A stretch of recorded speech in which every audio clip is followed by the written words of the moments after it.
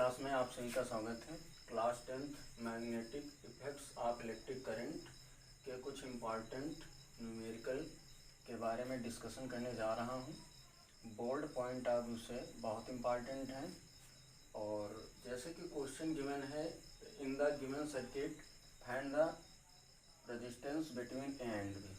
कहने का मतलब है कि ये विद्युत परिपथ दिया गया है, एक सर्किट दिया गया है और जिसको जो है बैटरी के थ्रू कनेक्ट कर दिया गया है और यहाँ पर रेजिस्टेंस को एग्जिस्ट करा दिया गया है 4 ohm, 2 ohm, 1 ohm और यहाँ पे एक्सटर्नल रेजिस्टेंस 3 ohm है और उसके बाद करंट को फ्लो कराया गया है, प्लस से माइनस की तरफ करंट का फ्लो होता है।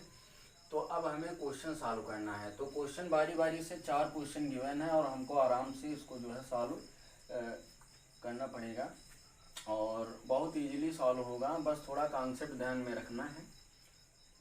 तो पहला क्वेश्चन गिवन है कि resistance between A and B, A और बी, ये जो ए और बी सर्किट है और जो जंक्शन ए और बी है और इनके मध्य हमें क्या निकालना है, रेजिस्टेंस निकालना है, प्रतिरोध टोटल कितना है और उसके बाद current flowing in the circuit और जो करंट फ्लो हो रहे हैं पूरे सर्किट में वो उसका वैल्यू कितनी है।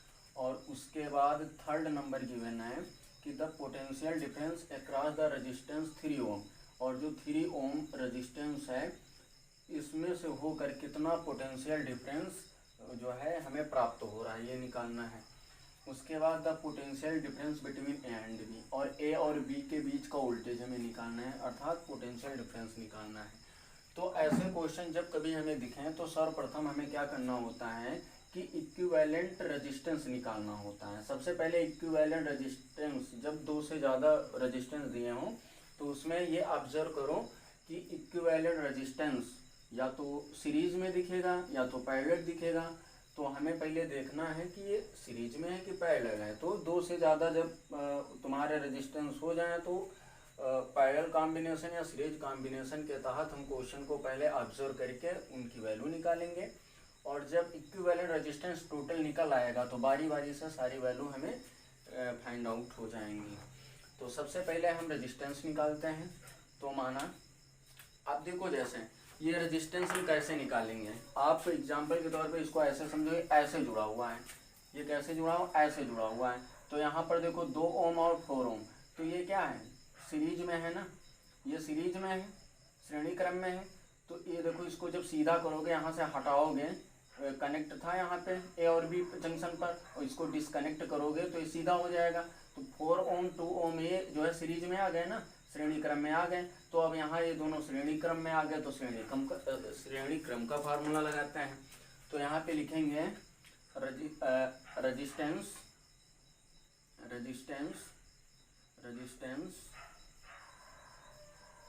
R1 व R2 इन सीरीज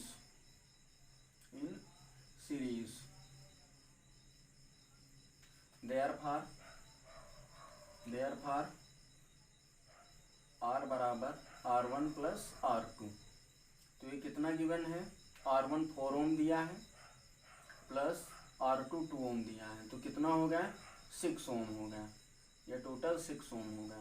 अब आप ये मान के चलो ये कैंसिल आउट हो गया, अब ये तार सीधा हो गया ना। तो अब ये मान के चलो ये एस है,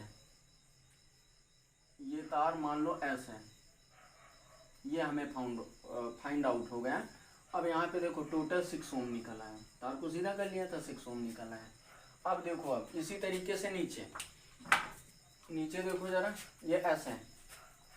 अब इसको जो है ए और बी जंक्शन से डिस्कनेक्ट करो, तो करोगे तो ये सीधा हो जाएगा। तो ये 2 ohm 1 ohm ये पैरेलल मतलब सीरीज में आ जाएंगे और जब सीरीज में आ जाएंगे तो इसको भी हम इसी तरीके से निकालेंगे। तो यहाँ पे लिखेंगे रेजिस्टेंस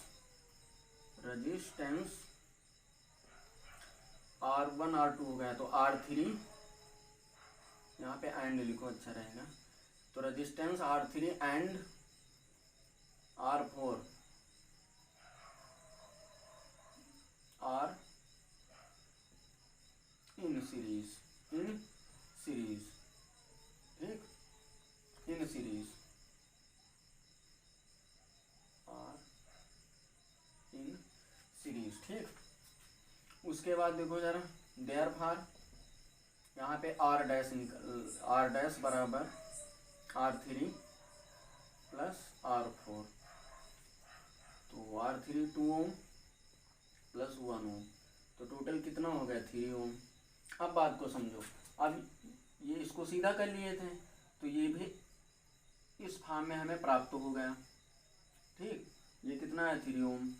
अब देखो जरा, ये पैरेलल हो गए, तो अब हमको क्या करना है कि जब ये पैरेलल हो गए हैं तो अब हमें जो है लिख देना है कि R1 डैश मतलब R डैश और R ये काहे में है, ये तुम्हारे पैरेलल में है, तो पैरेलल का फार्मूला हम पुट कर देंगे। तो सबसे पहले लैंग्वेज लिखेंगे, क्या लिखेंगे, तो रेजिस्टेंस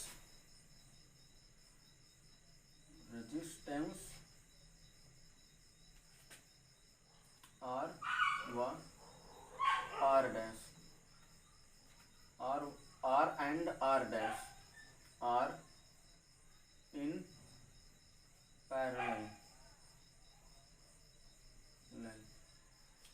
therefore तो 1/R double dash 1/R plus 1/R dash, तो डबल डैश 1/R 1/6 प्लस 1/3 ओम को बाहर कर लो।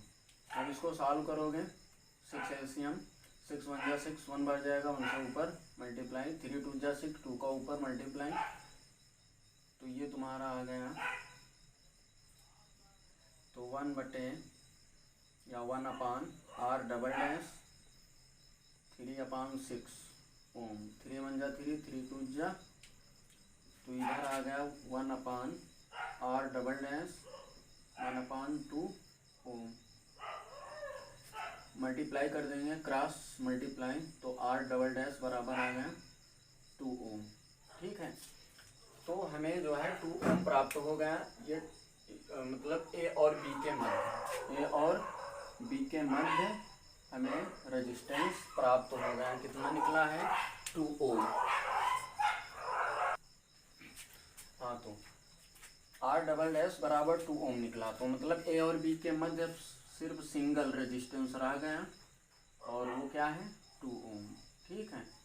अब देखो जरा, इक्विवेलेंट रेजिस्टेंस अगर टोटल निकालें तो resistance between A and B, तो यहाँ पहला आंसर आ गया resistance between A and B, तो रेजिस्टेंस बिटवीन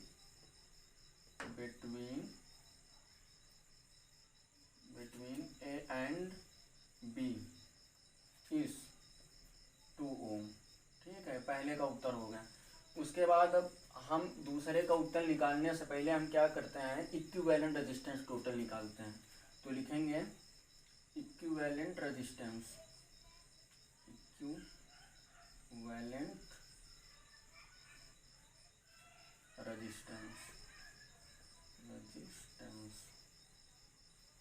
ठीक है। इक्विवेलेंट रेजिस्टेंस यहाँ पे लिख देते हैं R ट्रिपल डैश, ठीक।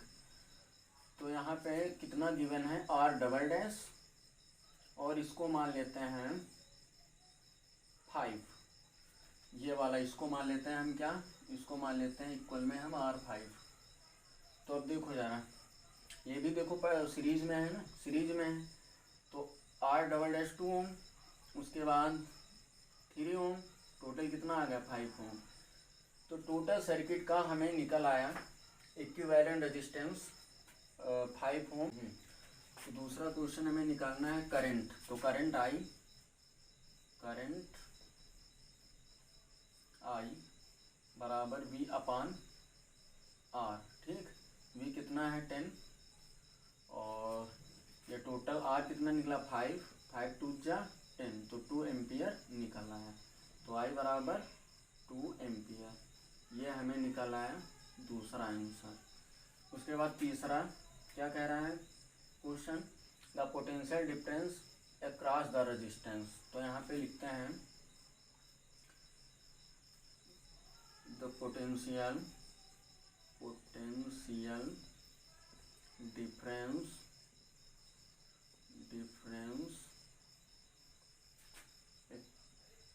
across the resistance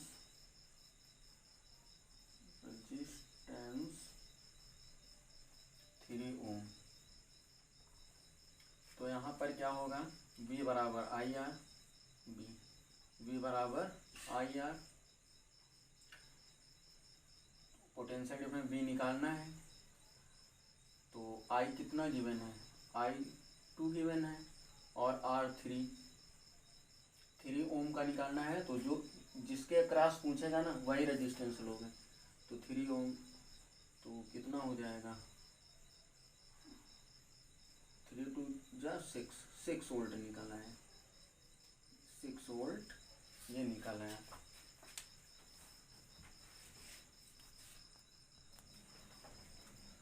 question number 4 क्या पूछ रहा है कि the potential difference between A and B.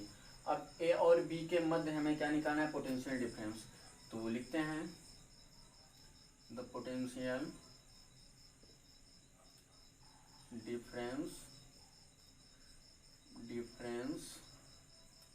Between A and B, तो V बराबर आई आर ओम के नियम से। तो देखो जरा I कितना है, I 2 एम्पियर पूरे सर्किट का। उसके बाद रेजिस्टेंस कितना है, तो रेजिस्टेंस A और B मतलब कंडीशन दे दिया, A और B दे दिया, तो इस वजह से A और B के मध्य जो रेजिस्टेंस है वही लोगे आप। कंडीशन अगर ना दिया होता तो रेजिस्टेंस भी हम टोटल लेते, इक्विवेलेंट रेजिस्टेंस जो 5 ओम निकला था, ठीक है।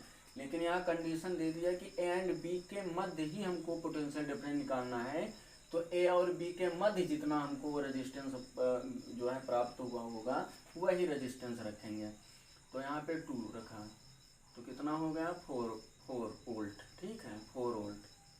पोटेंशियल डिफरेंस हमेशा वोल्ट में लिखा जाता है। इस तरीके से चारों क्वेश्चन के आंसर हो गए। तो कुछ नहीं करना है, ये बहुत आसान क्वेश्चन होते हैं। सबसे पहले 2 से अगर ज़्यादा रेजिस्टेंस दिए हों तो उसका इक्विवेलेंट रेजिस्टेंस निकालें।